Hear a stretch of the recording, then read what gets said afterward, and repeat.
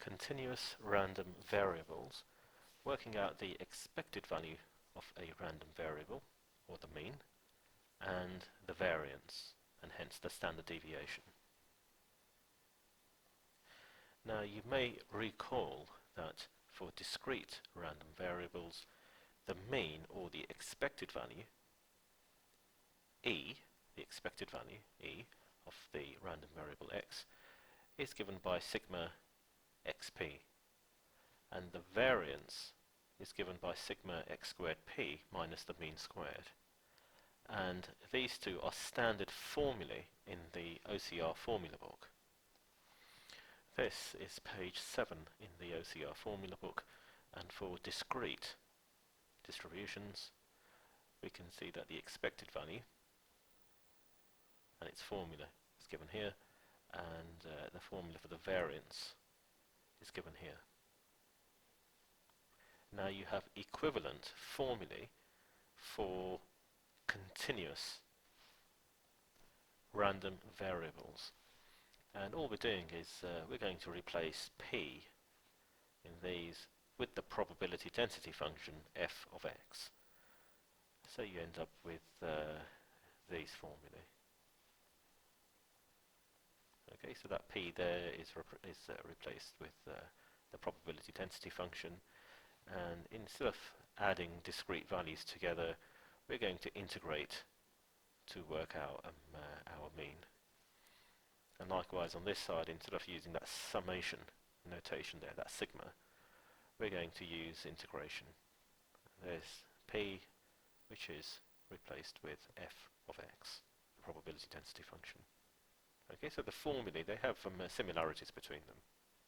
You don't need to memorize these two here. They're given to you in the formula book. Okay, here's page 7 in the formula book, and as you can see, we have continuous distributions.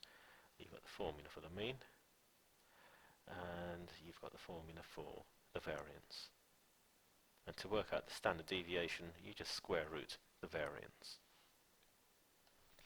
Okay, in these two examples, we can see that the mean for the continuous random variable b is around here somewhere, and for a, it's probably around here somewhere. So b has a higher mean than a, and if we look at how spread out the distributions are, b is not so spread out compared to a. So the variance and the standard deviation for a is much higher than b. The mean, or expected value for b, is much higher than a. And this is why you need to calculate the mean, variance, and perhaps standard deviation for two or more continuous random variables to enable comparisons to be made between the probability distributions.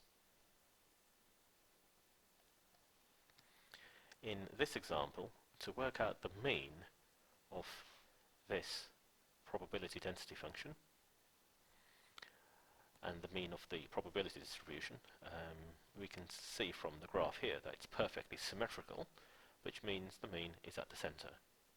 So there's nothing to calculate. We know that the mean is right in the middle, it's equal to 0. So there's no need to use this formula and work out everything the long way. Typically, if this was an exam question, if you look at the mark scheme that goes with it, it might be worth 1 mark, because it's obvious from the symmetry in this distribution here that the mean would be right at the center, which in this case is 0.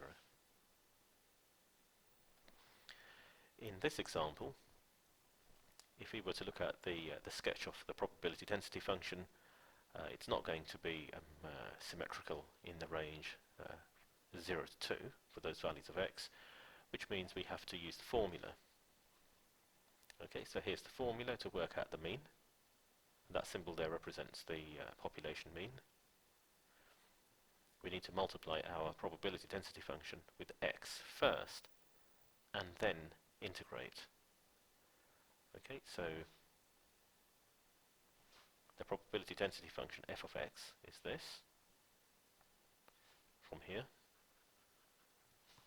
And we're going to multiply all of that with x first. simplify, and then integrate between our limits here, 0 and 2. That's where that 0 and that 2 is coming from. And doing so multiplying by x first, and then integrating, putting the limits in, it gives us a value of 1, which means the expected value of this probability density function is equal to 1. It's just a coincidence that we've ended up with 1 and the total area below a probability density function graph is also 1. That's just a coincidence. Okay, we could have had any value here. Okay, for the same probability density function to work out the variance, we need to use the second formula, which is telling us to take our probability density function f of x, so that's all of this, multiply it with x squared first, and then integrate, and we're only integrating this part here.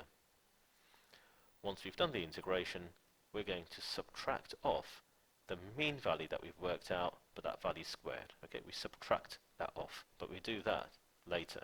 First of all, let's do the integration.